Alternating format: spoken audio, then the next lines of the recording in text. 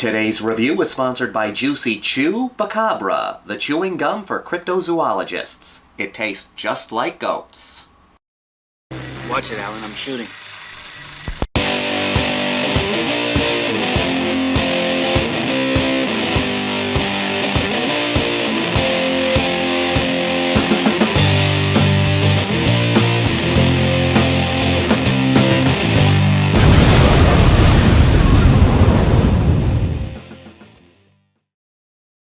The Stepfather.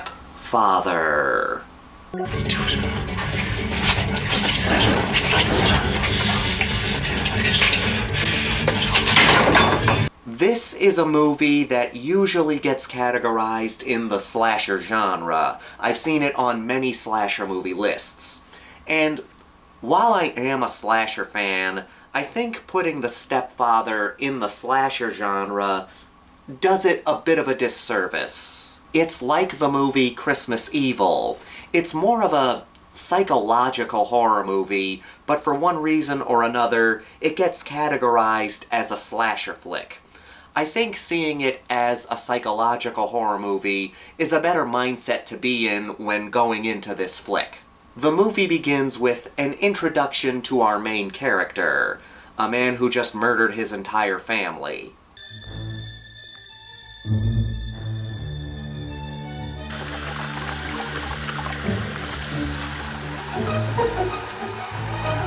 We follow actor Terry O'Quinn as a man named Jerry Blake. At this moment, this is a man who's gone by many different names, but at this point, he's Jerry Blake. This is a man on a mission to find the perfect family, and this current family has not quite lived up to his standards, so he murders them. The movie opens with Jerry cleaning the blood off his body, changing his appearance by shaving his beard and cutting his hair, and we see the crime scene he's leaving behind as he leaves the house with a new identity.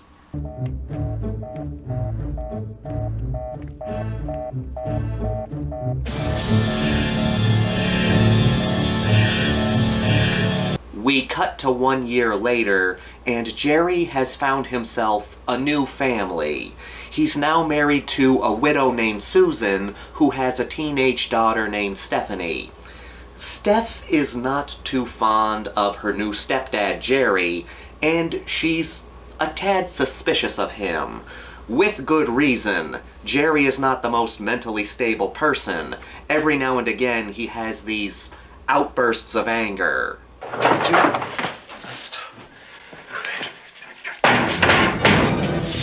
All we need is a little order around here.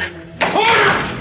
He tries his best to keep his darker side under wraps, but it manages to push through every now and again. So Stephanie is becoming more and more suspicious of her new stepfather, while Jerry is trying to keep his insanity at bay. But while all this is going on, a man named Jim is on the hunt for Jerry. You see, Jim just so happens to be the brother of the previous victim. So he's on the hunt in all these surrounding towns looking for Jerry so that he can avenge this murdered family.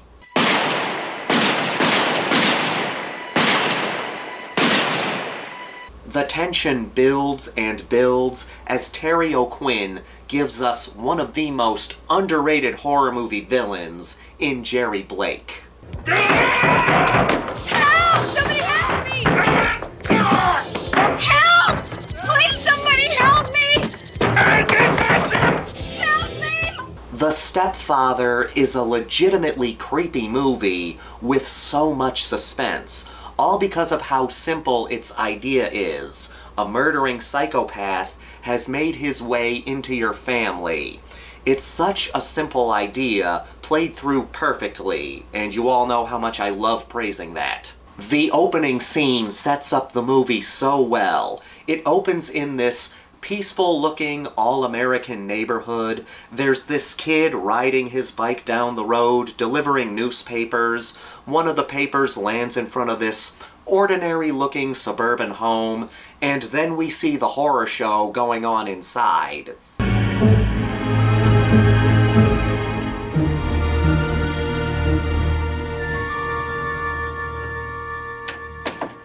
adds that extra layer of creepy to the story. We never want to think that something so horrible can happen so close to us, but the fact of the matter is that horror happens in places like this all the time.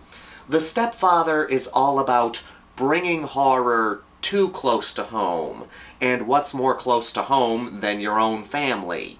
Everybody worries about some kind of danger coming for the people they love. What do you do when the danger has become part of the family? You never talk about your past. Didn't even exist until I met you. Past is important.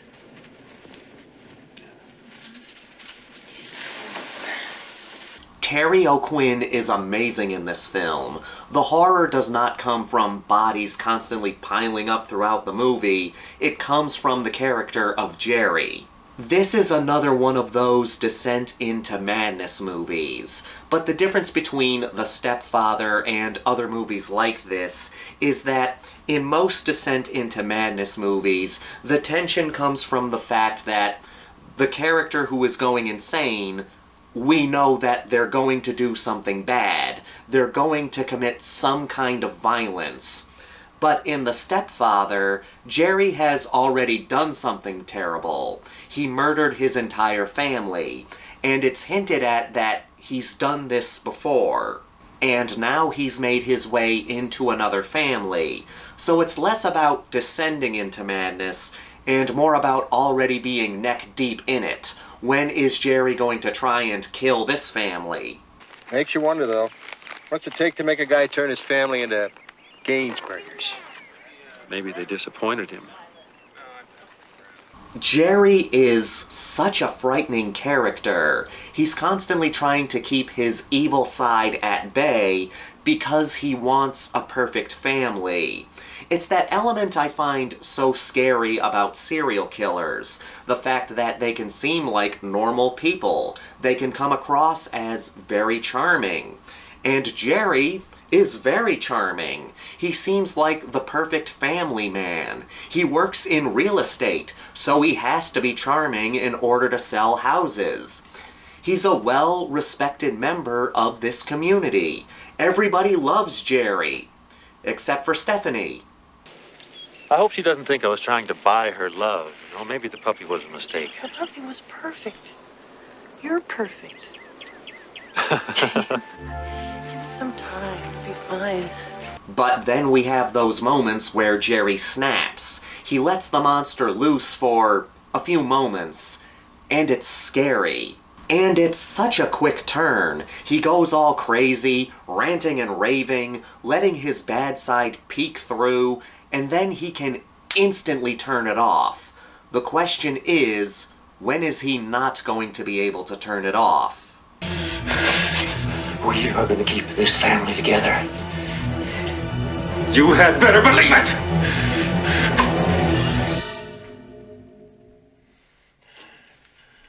Hi, honey. Jerry can keep his evil side at bay for the most part, and he is a smart cookie. He's able to stay one step ahead of everybody so that no one finds out who he really is. But he does have two fatal flaws. One is that Jerry is constantly looking for the perfect family. And the truth of the matter is, the perfect family doesn't really exist. Everybody out there has some kind of issues, and every family has their problems. It's just how everything works. But Jerry does not want to accept that. He has to keep this fantasy of a perfect family intact. And if anything jeopardizes that fantasy, he moves on to another family, after killing the previous one. Let her go, Susan. She'll come back when she calms down. What were you thinking of? Making such a big, stupid That boy scene. was practically undressing her right here on our front porch. Baker, I've known him longer than I've known you. Meaning what? The second flaw is that he has done this before. It's not revealed how many times he has done this, but it is hinted at that he has done this before, made his way into a family, and then murdered them before moving on to another one. Because of that, he has a hard time keeping his alternate identities organized in his head, and every now and again he slips up. Wait a minute. Who am I here? Jerry. Jerry. Jerry Blake. Thank you, honey. But a horror villain is only as good as the victims around them. We need likable characters to be in danger so that the tension is always high, especially in a movie like this. If we don't care about the characters, there's no suspense. Luckily for us, we care about this family. The woman Susan is a nice lady, and you can tell that she's a good mother to Stephanie. And Steph is a good foil for Jerry. She doesn't fully trust him. She's the only one who sees him go through his psychotic breaks.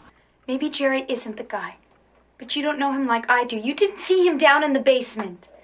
But at the same time, she's going through her own problems. She's a teenage girl who recently lost her father. She's getting into fights at school. She goes to these therapy sessions where she talks about her suspicions about Jerry to her doctor. And the doctor's a good character too. You can tell that he actually cares about Stephanie. It's an interesting family dynamic. And again, we care about these people. Because of the issues they're dealing with, there's no way they can be a perfect family in Jerry's eyes. And therefore, the tension is created. When is Jerry going to try and kill these people? Yes? Dinner in 15 minutes.